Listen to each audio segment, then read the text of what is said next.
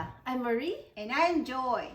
Guys, for today's recipe na share namin sa inyo ay isa namang napaka-special kasi shinare to sa amin ng mother-in-law ni Marie na si Mami Remy. Thank you, Mami, for sharing this recipe. And since holidays coming up, napaka-perfect to na i-share namin sa inyo.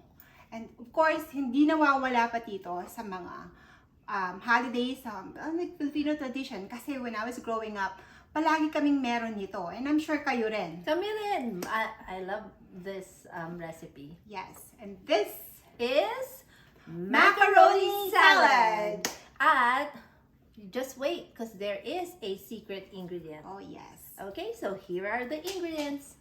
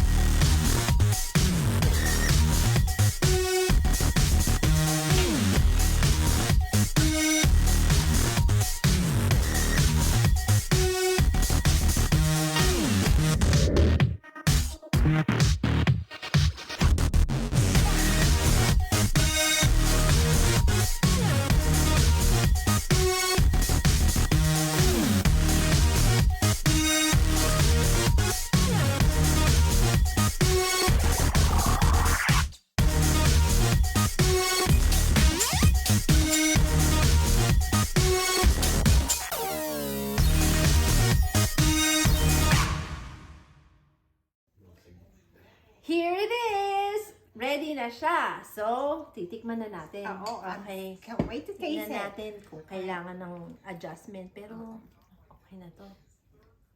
Bon appetit! Let's taste it. Sa akin talagang titikim. Guys, the carrots is like crunchy pa siya, Marie. Wala akong carrots na nakuha. At saka alay ko, gusto ko yung raisins. Masarap siya pag may raisins. At masarap siya dahil yun nga may powdered sugar siya, yung confectioner sugar. So, yun ang ating secret. Alam mo ba, Hindi pa. yung iba, naglalagay ng condensed milk. Try nyo rin yun. So this recipe is, kung ayaw yun ng condensed milk, yung confectioner sugar, yung substitute nyo para sa tamis. Para diba? hindi masyadong malapot Too na sweet, mata o oo. Yeah. matamis. But this is So, really perfect. good. Ay, hindi Perfect. ko alam yung na yung confectioner sugar can be added to this one. Very good idea. Mommy, thank you so much. Okay, so guys, don't forget to like, share, and subscribe. At mag-comment din kayo. Baka may gusto kayong ipa-prepare sa amin. And see you next time. Bye! Sorry, sobrang sarap. I can talk. Sarap ba?